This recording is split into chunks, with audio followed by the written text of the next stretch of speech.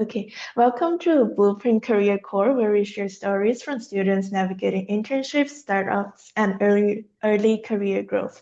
Today's episode will dive into the power of diverse experience from startups to design agency to big tech and YC ventures. So we are joined by Avni and Caleb. So we will start by you two maybe introducing what your organization is and what kind of experience do you have? Um, okay, I can get started. Okay, my name is Avni. I'm the current co-president for SFP Blueprints, also one of the first clubs that I joined when I started university. And my experiences sort of span across startups and then public sector enterprise. And I'm currently a PM intern at Intuit, which is like a fintech company. They own QuickBooks, Credit Karma, and so on. Yeah, happy to be here, happy to answer a bunch of questions and have a cool conversations with Sylvia and Caleb. Yeah, I'll go next. Hello. I'm Caleb. I'm the current president of the Interactive Arts and Technology Student Union. On top of that, I've had some career experience in the design agency field as well as now the startup field or YC startup field. And currently, I'm a product design intern at Revision Dojo, which is part of the YC Fall 2024 batch. And it's basically an ed tech platform for students studying IB and SAT, provides a lot of different digital practice methods for these students to practice for those tests. Yeah, big thank for you to for both of you to for being here. So we will start with icebreaker questions.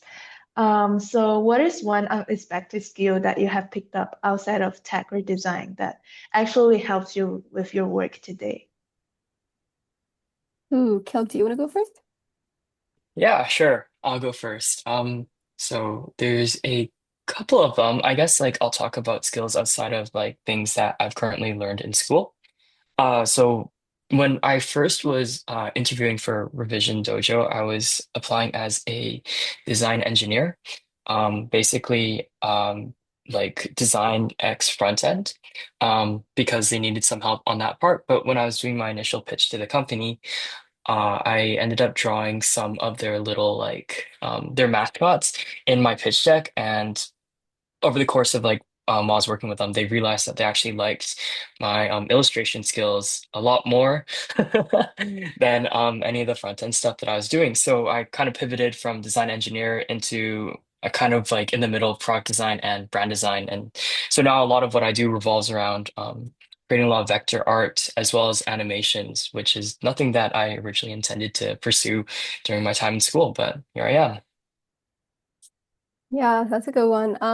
I think for me, not so much a skill, but I think something more like a principle is like I think being sort of interesting in like your personal life really helps you in work. Like for example, I watch a lot of shows, and that's something that I wouldn't really talk a lot about at work, or like I just consume a lot of media and like I read a lot of books and I watch a lot of shows, and movies, but something and also board games. So that's like something that I kind of keep to myself because it makes me maybe perhaps sound like not the most productive person. But it's recently what happened was is like this from somebody from like the office of CTO, and he was talking about how one of his like favorite things to do pastime is like play Wingspan. And we're just chatting, and like from an intern capacity, this person's like several levels removed from me. But because I also love Wingspan, it was like a great bonding topic. And that happens quite often. So I think that's something, I think like a personal interest that not so much, that's helped me quite a bit that I've just kind of kept cultivating throughout outside of like school. Yeah. Yeah, I think that is really like hobbies actually help you connect with people that's like not within your range.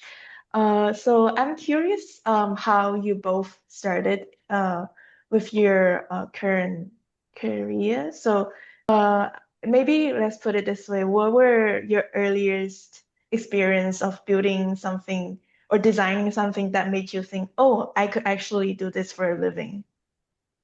So earliest memory of building. You know what? Actually, grade 10 or grade 11, we were studying just HTML. Like it was just like a CS class that you just had to sort of take as a requirement. I think it might have been grade 9. I'm not quite sure. But it's so silly. But one of the things that we learned was like marquee. Do you guys know what marquee is in HTML? It's like you know how you see on on websites like those loop around things, like you see on header, people will have like this like thing going around.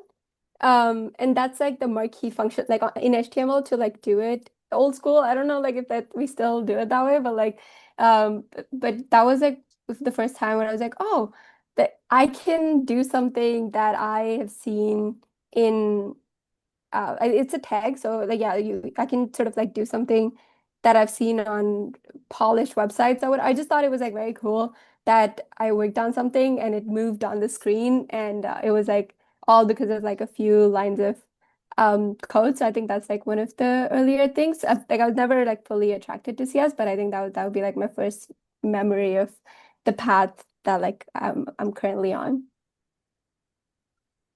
What about you, Yeah. Caleb? Okay, for me, I think design is a little easier because it's very tangible in the products that you do or the projects that you do.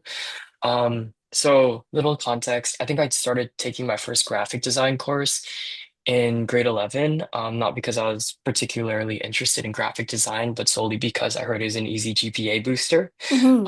And it was, but at that time I started doing vector art, which is basically just like art, but you're using like you're dropping down like points on a screen.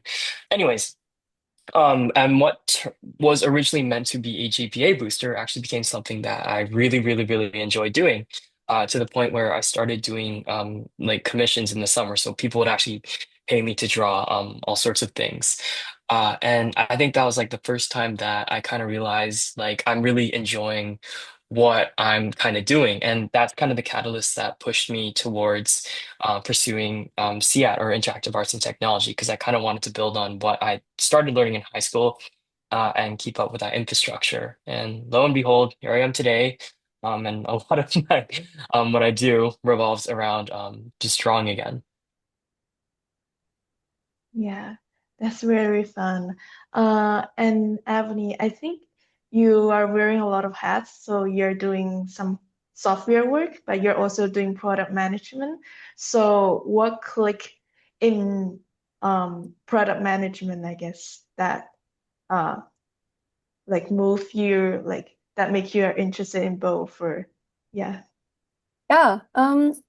I still haven't made up my mind. I actually keep going back and forth on like what I want to do, and I think that's like a fair position to be in. I just enjoy different parts of both. So I think, and it's very team dependent. So right now, even though it's like a PM role at Intuit, I get to work on. I do all our development. Like I get to help with our developer documentation. So I get to still push code if I want to. And there's still opportunity to do a lot of like design polish work if you want to, you can still that's kind of is more so what I'm trying to say is most of the roles that I kind of picked were just based off of if I get two offers in a term, I just take the one that I feel like will have more freedom. And that's usually just like, and it just happened to be that sometimes it was product, sometimes it was software. So I think it's just that. I think it's more so that whatever kind of lets me be a little bit more free, is what I'll do just because I have many interests and I kind of want to exercise all of them up until I kind of get locked down in like a full-time role. I think product right now, specifically to your question, is exciting because the fields are kind of converging. And maybe Caleb started off with the design engineer thing that just like the job title didn't exist a few years ago, right? And um, so I think the fields are converging. So product is an interesting place to be at because you still have your technical acumen, but you still get to look at things from like a product lens, and you still get to uh, collab heavily with designers. And so you're less likely to get bored at your job that is like, 60-70% of your life in a week. So I think that's like why I'm currently parked at product. Do you have anything to add about the design engineer actually, Caleb? Is that because I know that's like a popular, like it's an up and coming sort of role, right? Um, yeah, sure. I can speak kind of holistically on it. I didn't spend too much time as a design engineer, but I guess like I Sorry, it's taking a second to think. Yeah. Yeah, so design engineers kind of sit between the intersection of front end and design, just a little context. Um, Generally, like I personally believe it's very important for designers to have a good technical understanding of what they're going to be tried or what they're trying to push. And I think this applies to product managers or really anyone in the cycle to have a good understanding of, all the different segments of the cycle from like design to development to QA, etc. Product managers, especially for anyone that is interested in going into that field. And yeah, I took up front end, I think, in my second year because I was a little frustrated that I wasn't being taught it earlier. I think they were locked behind third year courses for me, and I wanted to build my own portfolio. So I just started on W3 schools, which is the most like basic fundamental thing. Mhm. And I spent like most of my summer trying to build a website, which took a really long time.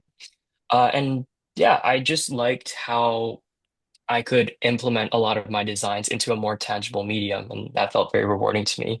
So I got more into code, and yeah, I'd say for anyone that is curious about being a design engineer, or maybe doesn't feel as much affinity towards pure design, then design, and you like more of the technicality of things, then definitely try and self-teach yourself, figure out if coding is something for you, and there is that role as an intersection between the two.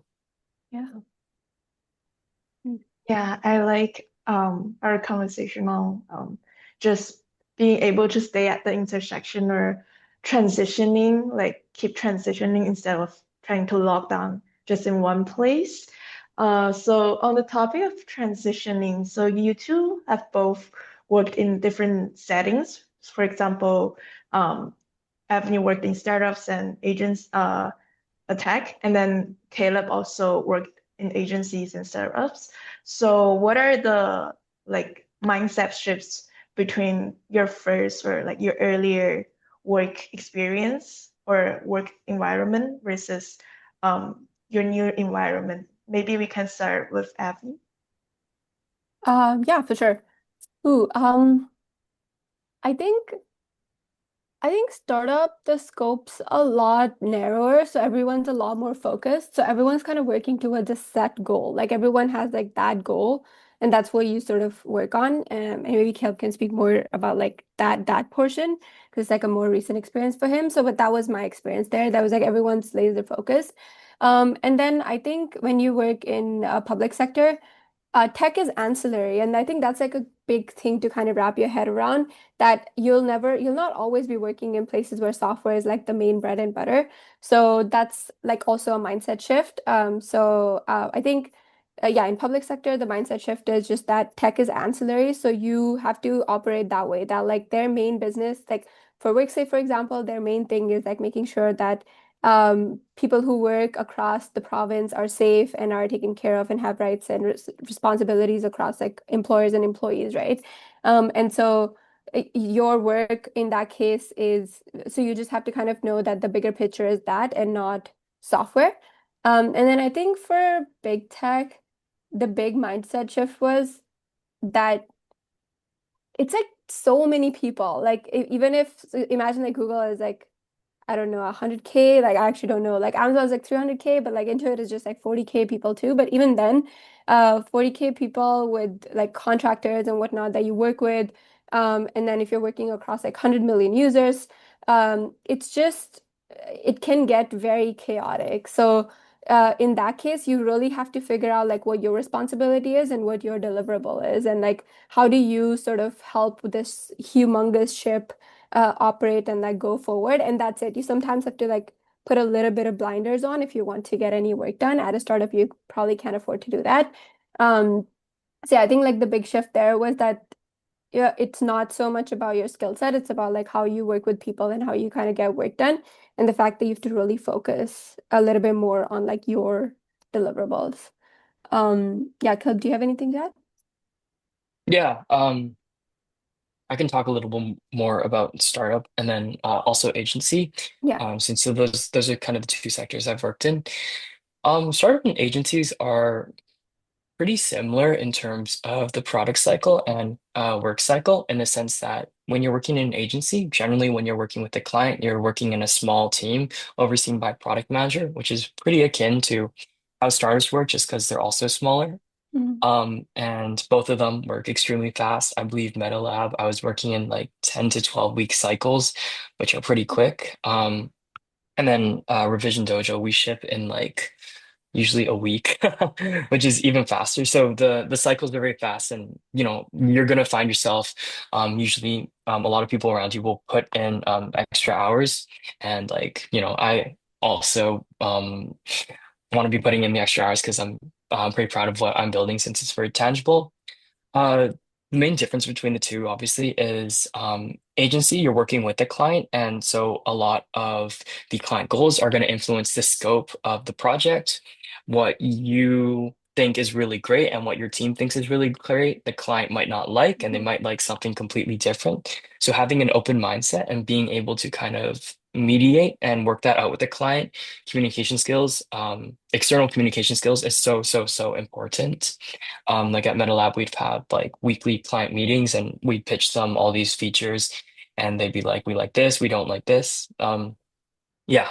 So that's a very important distinction. And in startup, there is no client. You're working with your project, and startup is very, very fast paced, and it's very eat or be eaten kind of mindset. So again, got to put the hours in to make it count. But I think both of them, you're rewarded tremendously because I found that in both of my positions, because the teams were smaller, I was a bigger stakeholder in the equation. And so a lot more of my work did get shipped at the end, which is always a really good feeling. Mhm. Yeah, those are really good points. Yeah, I think working in small teams are most of sometimes it's really helpful for you to just quickly get Yes. everything communicated. Avni, I think you worked in teams of different sizes. How do you think about or how do you approach ownership and communication differently when you work in smaller teams versus bigger teams?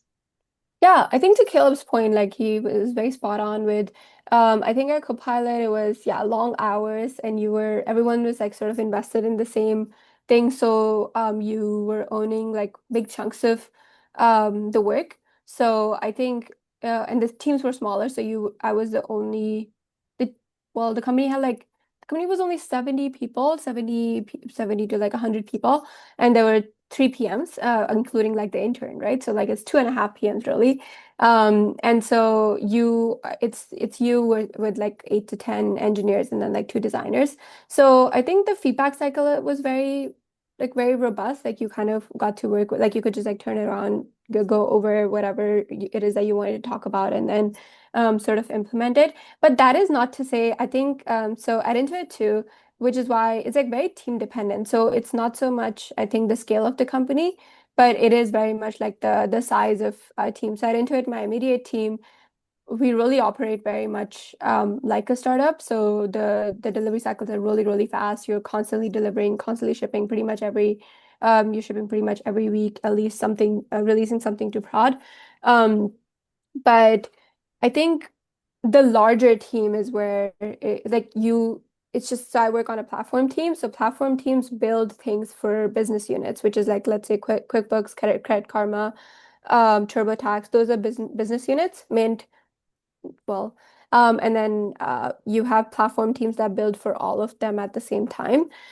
So when you're working with business units, sometimes your meetings have like 60 people in them. And in those cases, I think having like a really tight goal, making so there's like a bunch of things that people will do. Into it recent, just like I think yeah, last week they released like, oh, how to have effective meetings, and like everyone has to follow that mandate just so people can get things out of these meetings. So I think in larger companies, you set up things like that and you can still operate with a lot of efficiency. But in smaller companies, that kind of efficiency just comes naturally. You don't have to construct it. Yeah.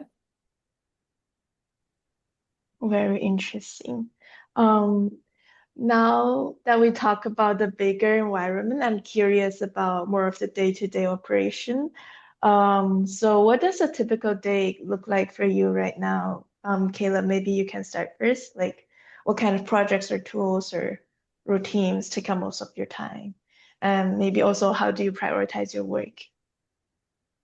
Yes. Okay. Right now I'm part-time since I'm doing school, so a lot less exciting. And what part-time looks like is probably very similar for a lot of people. Wake up, look at Slack, solve whatever deliverables I get. But I'll talk more about like when I was in person in London, since I think that's a lot more exciting. Um, okay, let me think. Typical day. So I'll just do a play-by-play quite literally because I kind of remember the times. So at 8 o'clock a.m., me and the team were staying at sorry, for some context, I spent about 2 weeks in London, 2 weeks in Hong Kong, with the Revision Dojo team, the CTO, alongside some other interns that got flown out. And we were in an Airbnb together, which was pretty nice. So at 8 o'clock, we'd all wake up, whatever, make breakfast. And we'd head over to the office for an 8:30 a.m. all hands, which is like everyone in the company, and we all just gather around and give our updates. At about 9 o'clock, we turn on this big TV we had, and we would just watch or go through statistics that we tracked or look at how users interact with our website. We want to surface out pain points, and because we're shipping features so fast, we want to see where people get stuck, where they don't get stuck, and that gives us a very good idea of what we need to solve, like moving forward for the day, or what are consistent pain points in the user experience. The rest of the day goes by and we kind of work through a lot of those like reports as well as kind of like focus on shipping new features. So I remember one of the days I got to have my whiteboard moment, which looks like something you'd only see in movies, but I actually got to draw out a ranking system for one of our features on like a whiteboard with the other intern, and we basically like designed it and shipped it in that day. And the rest of the day, like we will like order food in. It's quite literally a hacker house. You just like work through the rest of the day and like it's exhausting, but when like I found like when everyone else is working so hard around you, you're incentivized to keep going. And we have a thing where like we don't go home until everyone does a PR, which is crazy. So a lot of our days we'd be there till like 12, 1, 2, or 3 a.m. Um, yeah, but at the end of the day, we ship the feature and it feels pretty good, and we go back and rinse and repeat. Yeah. Wow, that's amazing. That's very, very cool. That's I think yeah, that's almost making me want to go back and join something that's a startup. Um, okay, I can go. I think a typical day for me currently we're working on a very exciting project, which is it's like Intuit Agent Chat, which is basically like um so you know how like for ChatGPT, you'll every company has like a different version of ChatGPT because it's like sold out of the box, and then you can kind of disable features or you can enable features or whatever. So as a platform team, there's a lot of business units at Intuit that have different chat features, which is like in this case like agent chat features, and we basically build all of it out of box, and then they can toggle on and off whatever features they want. So if they don't want context, if they want canvas, if they want doc upload or whatever, they can do. So that's the project that I'm working on right now. So usually the day start with we have a web counterpart and then we have a mobile. So we have two mobile teams and then we have a web team. So the day starts with web stand up, and then you sort of kind of go through one thing that I learned at Copilot that I've kind of kept throughout all my internships is at the start of the week, I usually will tell my manager that these are the three things that I'm focusing on this week, and these are the two side quests that I have. So I'll like split it into main quests and side quests. And then I would just ask her, is this like looking different from what you want it to look? And that usually sets me up for like that sets me up in a good place for the whole week. Um, so usually I'll like work on the same things throughout the week, a little by little, and then currently the hours are pretty long for us as well. I usually like will find myself working till 8, 9, 10, sometimes in the weekend too. But I think I'm okay with that. Like that works for my personality. I don't think there's like a wrong, like there's no mandate, but I think it's just it depends on like how you want to as opposed to like, for example, Caleb said that's like a more th a thing that everyone at the company does. So I think at Intuit it's a little bit more of like an opt-in, opt-out. It does you can kind of do however intensely you want to. And then and then we have mobile teams as well. So usually the first half of my day is the web team, and then the mobile team works all in Mountain View. So a lot of my team is in Mountain View. So then they'll wake up, it's PST for them, and then we'll go through the mobile side of it. So we have Android and iOS. So like the last four of my hours or whatever will be towards iOS. And that's usually why it bleeds in a little bit because they're working as well. And sometimes you meet with like your India teams or you meet with like your UK team. So then it's just like you meet when you meet, like you can't really, um, yeah. And how I prioritize work is like that. Like I said, I think I usually will change it, split it into main quests and side quests. Mm. Yeah, I think that's a very good tip I should be using. It's very good project management and also very good communication skills to like keep people above you posted. For Caleb, I have one question because YC like there's a lot of requests coming in.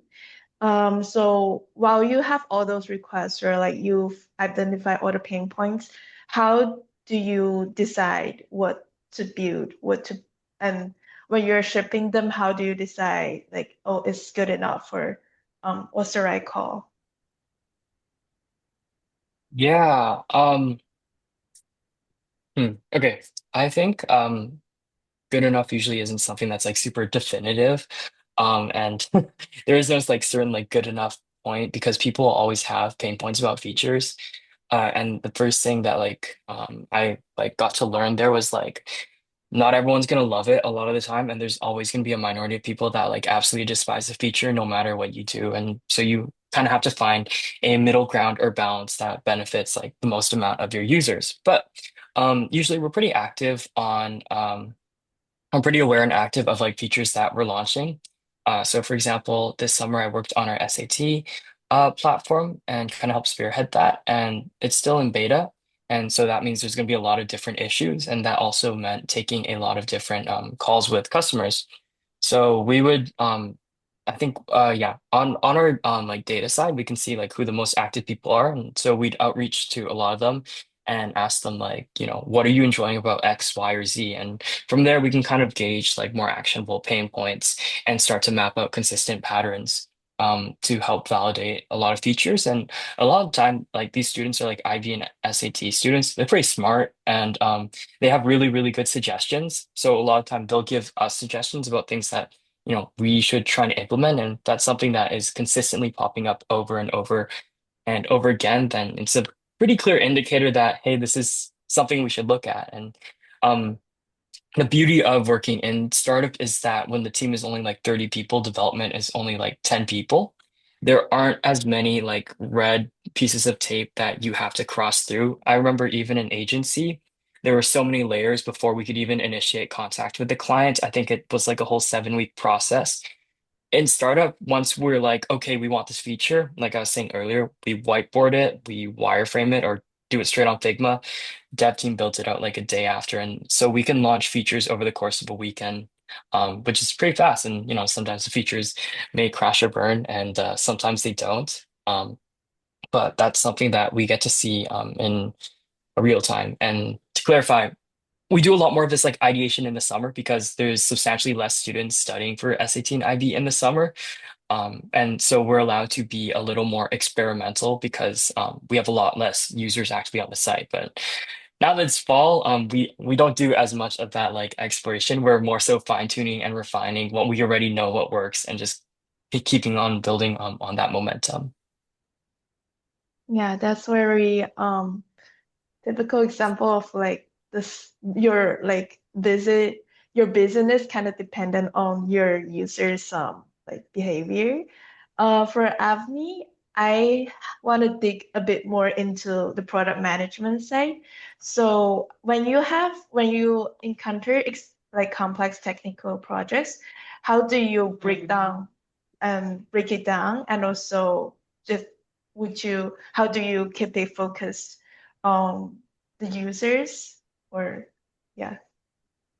Yeah, I think some of the tangible things that I end up doing is as like unsexy as it sounds, writing things down usually helps a lot. If I will like talk to users, and then if I have like there's like a bit of beauty in process sometimes in terms of like yeah, you talk to users, you sort of have to kind of consolidate their feedback.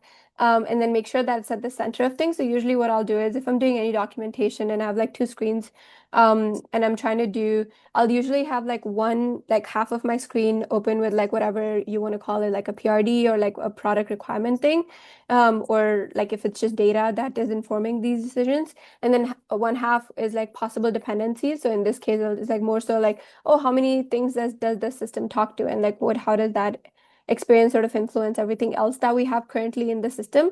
So usually when it's like a technical thing, always going back to basics, always going back to what your business units wants or like what your users want, whoever your end customer is. And never assuming. So I think, yeah, you never assume, you just sort of always validate. That's like a big part of running a test is like so much easier than like going back and forth and going back and forth between your design and engineering team to sort of back your decisions. It's just so much easier to just be like, okay, well, let's just like do. At Copilot, it was a little bit harder to do because, well, yeah, I think Kayla mentioned that they talk to like that Revision Dojo talks to customers a lot, but at Copilot, it was a little bit harder because they were still like there weren't a lot of people to talk to, so you kind of like picked your power users and then you spoke to them. But at Intuit, it's been a little bit easier because there's like a lot of customers to talk to. So you don't always have to talk to people. You can just sort of always use the data and it's pretty reliable. So you don't like that, you can clip that part out. So I think two things that you always do is like never assume, always validate, and then always look at big pictures. And when you can test it, just test. If you have a little bit of something, just go and test it out. If it doesn't work, you can just kind of come back and so keep that like loop small and like fast. I think that usually helps a lot. And when I'm talking to developers or designers about something that I think they have like a much more domain expertise in, I usually just like go with like them leading the conversation and me only asking questions, like just exclusively asking questions about even if it's like about dependencies on like components or whatever, I'll make sure that they're the ones that are like more on the talking side, and then that way, once I have all the information, then I can make a better decision. So yeah, I think like testing quite often, always never going into things with like assumptions, and then talking to your counterparts. Like that triad is very important. Talking to your design counterpart and your engineering counterpart is like that has to be like a tight ship, and it has to be like it has to go like always together. It can't be like going sometimes two people, sometimes the other two people or whatever. It always has to sort of go together. Yes, those are a lot of good tips for doing good product management. I think we wanted to transition the topic towards growth a little bit more. Hmm. So, I this question is for Caleb. So, I think I know you're learning a bit of coding. You're also learning a bit of business and design. So, what is one skill that took intentional effort to learn and that's like pushing you outside of your comfort zone? Yeah.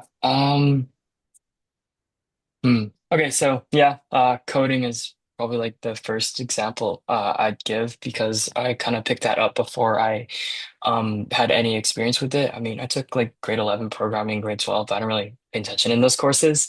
Um, yeah, so probably coding. But I think that this, at least for me, this is very applicable on all sorts of scales of skills in the sense that I think I strive to take a lot of these skills I learned, whether it's design skills or like research skills or like even like drawing animation or coding, and I want to consistently push myself out of that comfort zone. Um, so like whatever like the class might ask in a rubric, I would like to push above that because I fundamentally believe that, you know, when you challenge yourself and allow yourself to fail, that is when you truly grow. And like I'm a pretty firm believer that I don't think that the current school curriculum really pushes you into that kind of area where you can grow because I wouldn't be in the opportunities where I am today if I hadn't like been hungry for more in the sense of I want to be like a better designer or like more world class or whatever that looks like. And then like yeah, okay, pretty tangible experience for my first co-op, which was with Metalab. Um, I got this when I was like in third year. I'd taken like one design course, and at that time, I didn't really want anything to do with design. I wanted to go into product management actually, because I figured design wasn't for me. But what stood out to them in that interview or that initial interview selection process wasn't any of the design work I'd done because it looked like it was pretty bad. It looked like second year work. No offense. It was actually a first year project I'd done, which was like a coding project. And I really, really liked that coding project. It was like building a game. And so I pushed myself beyond the rubric. I made like three different bosses or whatever and did a lot of pixel art. And that kind of spoke to them very visibly, like, oh, hey, like this person clearly has very clear passions and this looks kind of cool. And we can kind of see that this is someone that like wants to keep pushing themselves and maybe we can be a catalyst for them. Um, so yeah, I think like all kind of skills. I try to push above whatever the punching line is because that's how you grow. But that's just me. Yeah, I really like that actually. I think the level of your dedication like actually will show through the your work. So yeah, it's a very good tip for people to just not just like, oh, I want to learn the skills and pushing myself out of the comfort zone, but just with every single task you have at hand, you wanted to like go beyond what's like the baseline. Yeah. Uh, Avni, I'm curious. So you have a background in cognitive science. How does that shape or how does that influence how you think about user behavior and make product decisions? Yeah, I think it kind of ties to the question that you guys are like discussing earlier too. I think from COGS, the main benefit is just like having an elastic brain. So just being able to, because you learn a bunch of things. So COGS is linguistics, psychology, philosophy, and computer science. So because you learn a bunch of things, you're just used to learning a bunch of things. Like it's just like as simple as that. So because of that, what ends up happening is that your mind's always open. You're always open to like people's perceptions, people's interpretations of things. You always have sort of like a peripheral sort of understanding. Like you always have like a peripheral like acknowledgement of, oh, there's like other things out there that I have not considered, other things out there that are not. So I think you are just like much more open because the major is much more open. I wish, I guess, if you there's like more people in the major, but I think it's very close to it, like at least on paper, the way I understand it, because I've never taken a CI course. But I think going back to about this skill too, it ties to it. One thing that my manager said to me very recently that, oh, like if you don't learn anything else throughout this internship, the one thing that I guarantee you'll learn is like the courage to be disliked, or like just to not be, you don't have to, it's, you have to care about your work a lot, and you have to win, and to win you have to also surround yourself with winners, and like all of that is very important. So there's like a bit of intensity that is required to get work done, and sometimes that might not be it's not about like people don't like you, but it's just that sometimes you'll just never know what people like think about you or whatever. And if you're like a person like me who tends to kind of pick up on like tiny micro impressions, which is also something that like COGS sort of enforces, um, then sometimes you can kind of hinder your growth a little bit. So I think while the skill is that you are very like COGS, one of the skills is that it teaches you to be open to different things. One of the drawbacks there is also that perhaps like you sort of also have to have a bit of cap on like you how much you sort of like broaden it when you're considering user behavior or like product decisions, or even like people relationships, which is like a core part of getting work done in like these like different environments. Yeah. But I think Cox definitely helps a lot with empathy. It helps a lot with creativity, which is very important in product. Like you are responsible for, don't get too project managey. Like it's very important as a product person to have creativity and whatever, like make sure that you're always like experimenting with, like I'm on Twitter a lot. And like I'm always looking at products and in our space and things that are it's like a tip that my manager gave me, but it's like been so helpful. And before that I used to be on like Reddit a lot as well. Just to kind of hone that like unique sort of uh opinion about things, I guess, or try to. Yeah, that's really cool experience. I think, yeah, sometimes your background gives you advantage, sometimes you give it this disadvantage. Um, and I wanted to shift the focus to uh, the topic of leadership a little bit because I think in both design this like working as both a designer or a product manager, you have to like collaborate with people a lot.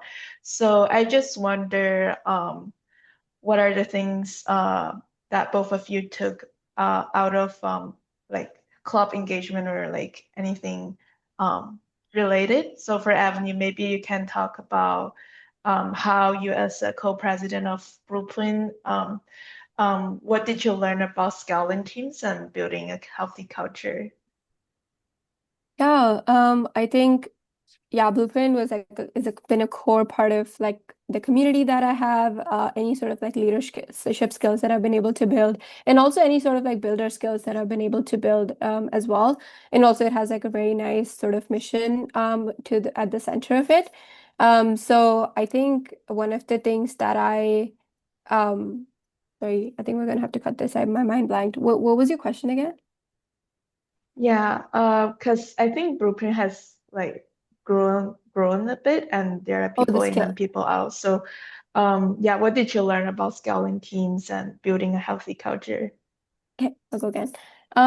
Okay, yeah, I think one of the things at Blueprint that I learned was if you say that it's like a flat hierarchy, like you're working with your peers, so a lot of what is important is that it has to be a flat hierarchy, and that's something that I constantly say. And hopefully, Sylvia, you can back me on that. So everyone sort of, this is like your playing ground for everyone to have unique opinions and have a bunch of ownership. And because you give them those options, because you like, as a leader, you tell people that, hey, this is like you own this, like this is something that you have to do oftentimes like this is you own this and you don't have to like I'm not putting a mandate on anything usually that's like a great that's a great source of intrinsic motivation. I think the main thing that has helped is treating your entire like in our case like our exec team everyone is responsible for like our own domain like end to end and we all sort of work in tandem together and it's all flat and because of that, people care a lot. And because people care a lot, they find people who care a lot as well. So Blueprint, we have consistently had people who care, like people will be in Discord meetings till like 2 a.m. sometimes doing project meetings on the weekends, meeting clients, all on top of like internship hunt. And like, so I think a big part of that is one, you're working with your peers, always remember that. So everyone's an equal, and so everyone has as good ideas as you, if not better. And acknowledge that and make sure that you harbor, like make sure that you also give opportunity for people to exercise that. And then that also ties to the culture. I think it's very, very important to not take yourself too seriously, but at Blueprint, we think that the work that we do is very important. And having like a constant proof of that, right? So how we do that is like making sure that we get like snippets from nonprofits on the impact that our work has had, or any sort of like external feedback that we can get to. So, but I think the main takeaway here that I would want to say about scaling teams, so like building a healthy culture, especially from a club or like a small organization point of view is everyone's your peer and everyone's like equal to you and remember that and like foster that and everyone has like equally as good ideas than you if not like better. Yeah. Yeah, that's very good tip. And then for Caleb, as the IATU president, what are you most excited about the upcoming year or the upcoming term? Yeah, Oh, and yeah. um,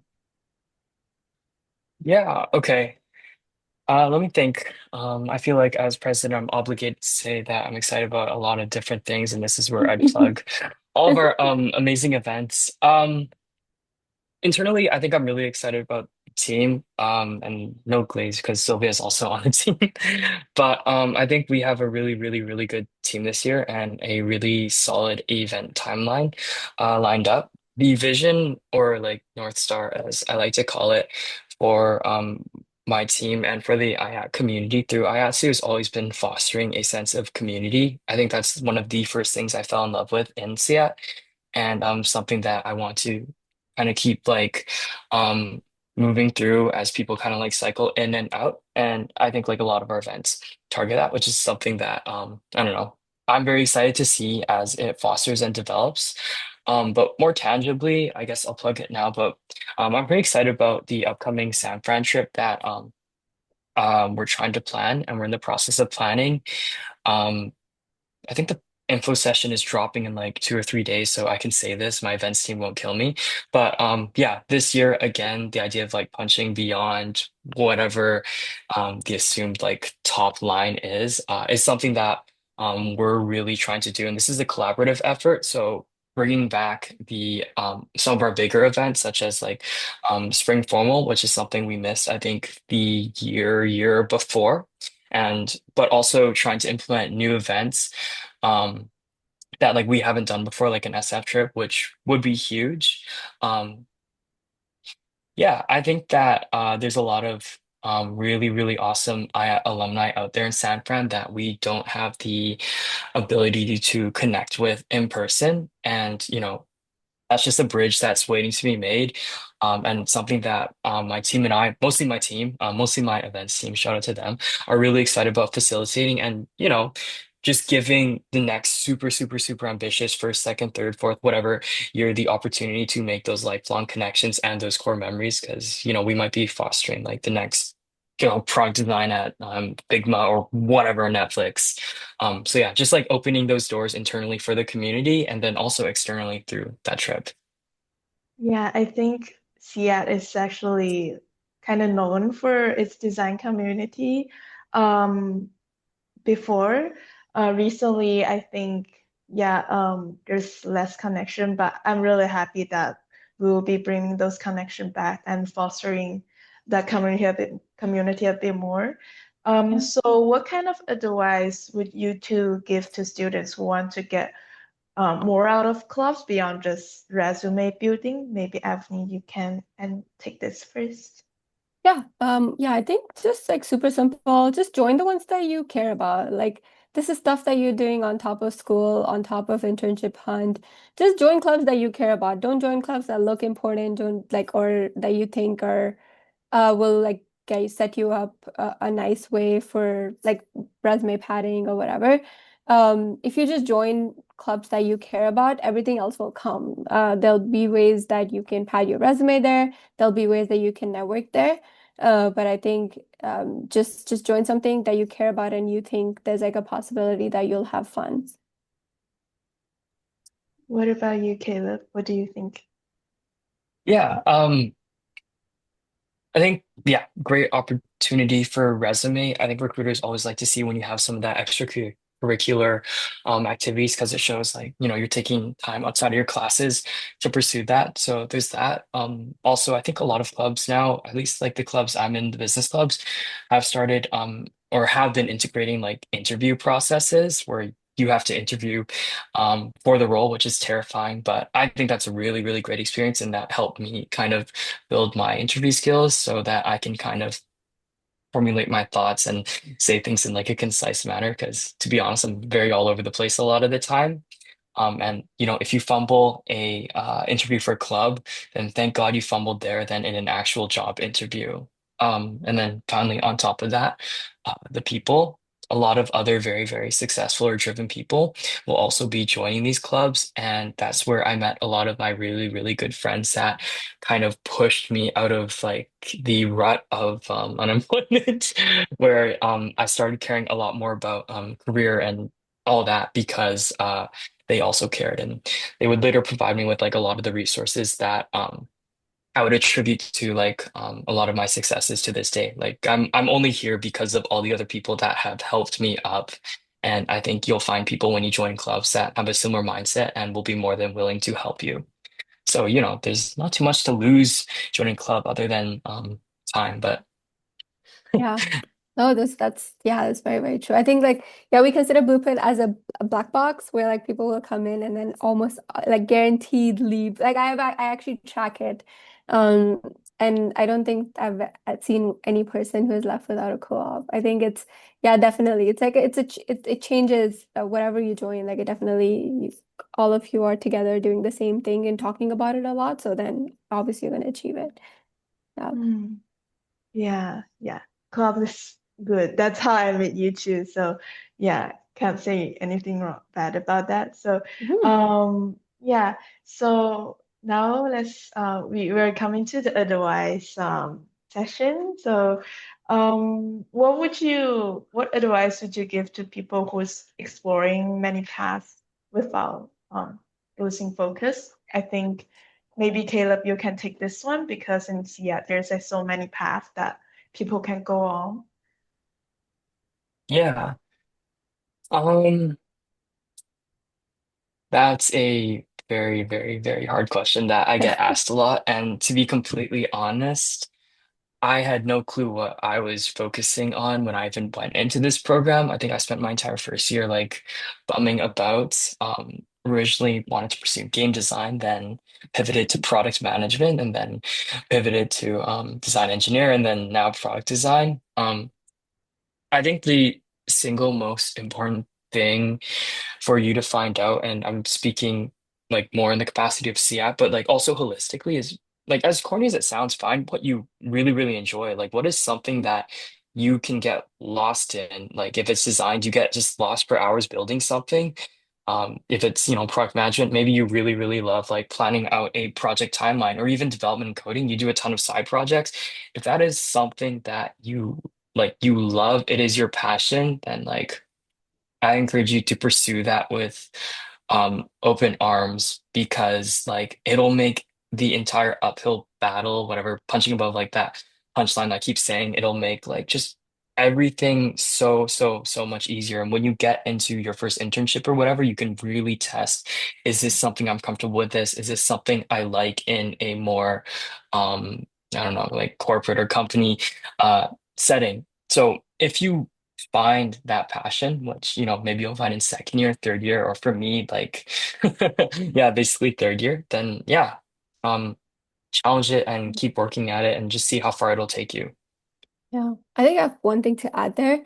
I think another thing to do if you kind of need like a actionable step is time box it. So you can decide that. So if you decide you want to do product design or if you decide you want to do software, time box it to like 4 months. I'm going to give 4 months, try and get an internship in this thing, and then you can go on to your next interest. Like just don't do it in the same time period. It usually you can only see in future like 3 to 4 months ahead and most of the things that you do kind of like culminate that way like work that you do 1 year kind of results in things next year but in terms of the actual work that you're doing you can only plan 3 4 months in advance so just time box it you decide PM I'm going to do PM for this much amount of time now I've gotten it out of my system now on to the next thing or you'll know that but you have to have focus but it's just if you find it hard to have focus and you want to explore a bunch of things to do yourself justice, just do one thing for a certain amount of time and then move on to the next thing.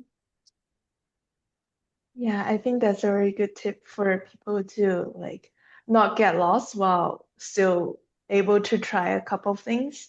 Um, yeah.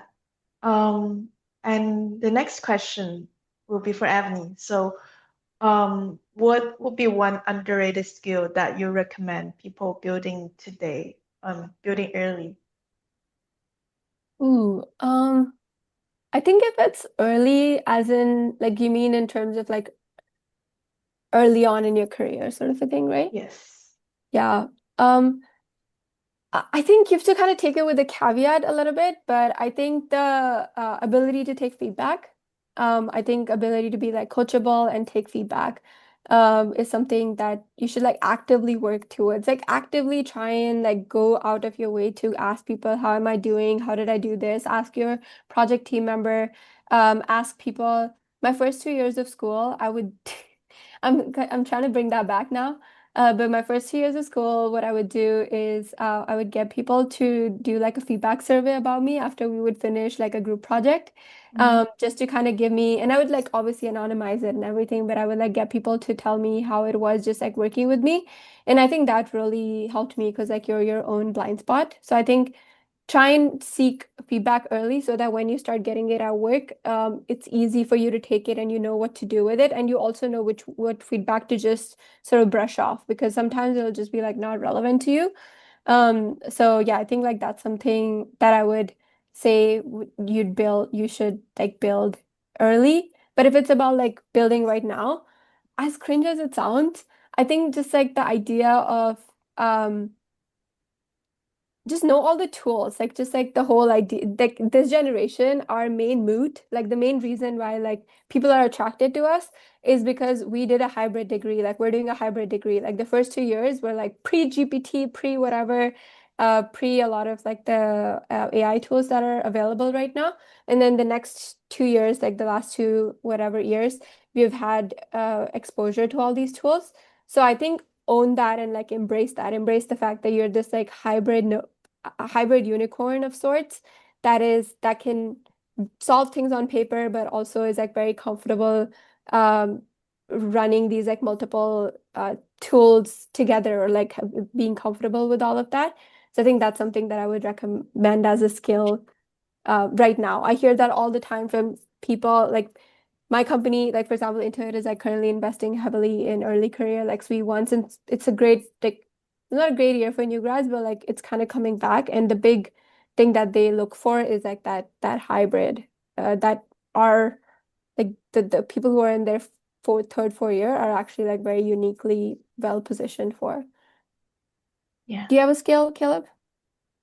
Pardon? Do you have a underrated skill that you think people should build early? I'm curious.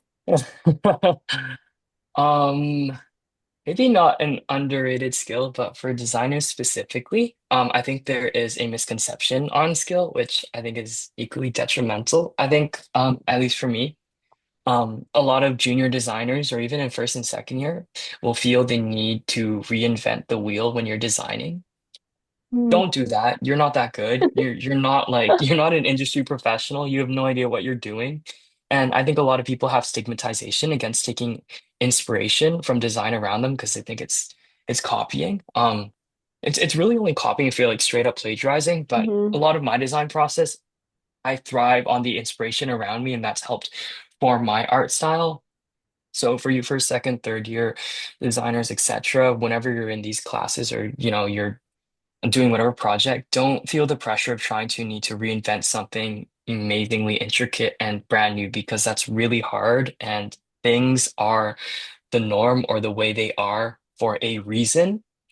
Be able to kind of walk that line and tell that difference and, be okay with accepting help from others, taking inspiration from others because, all design is, a deviant of or variant of like some other point of design, right?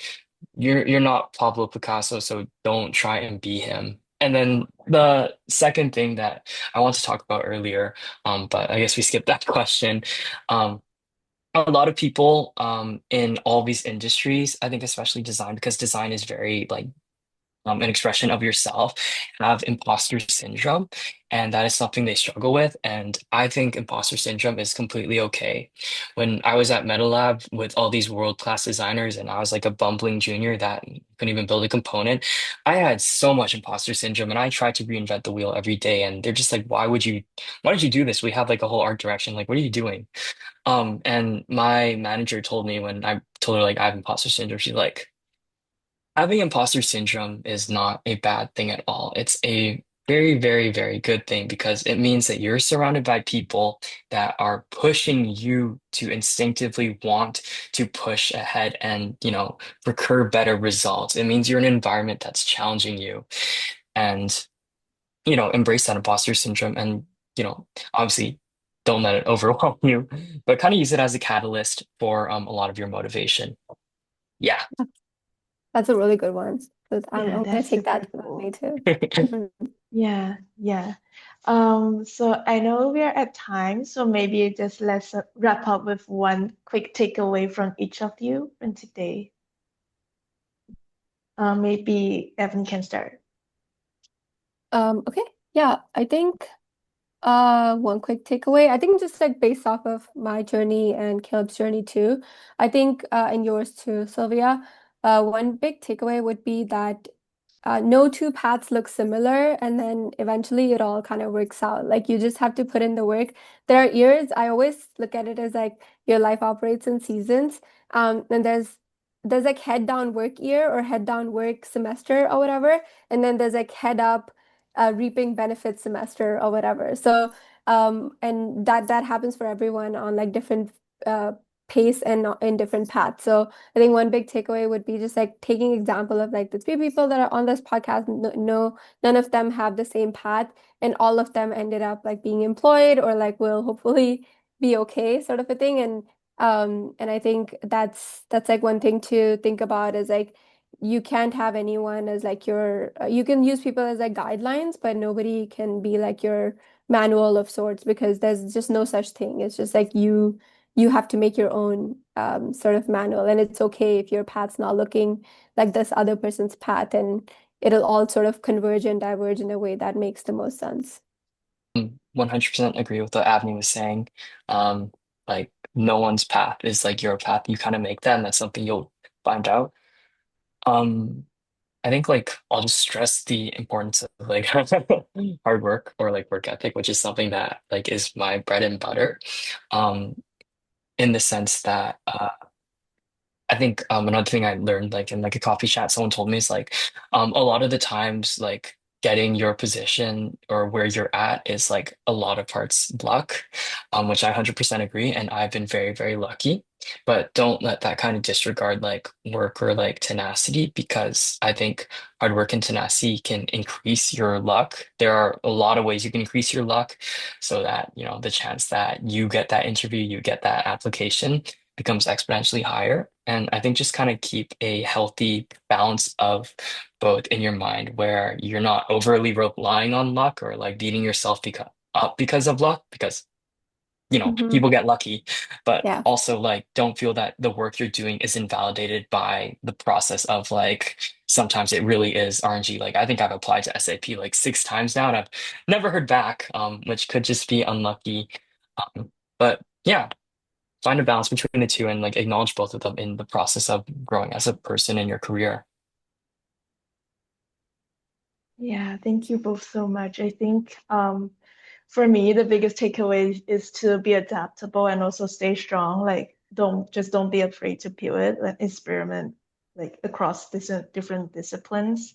And sometimes you will just run into interesting things that you are actually invested. You will actually invest your entire time, like your entire day into it. So yeah, thanks again to Avni and Kayla for joining us. And you can connect with them on LinkedIn. And don't forget to follow the podcast for more stories from students shaping the future of tech.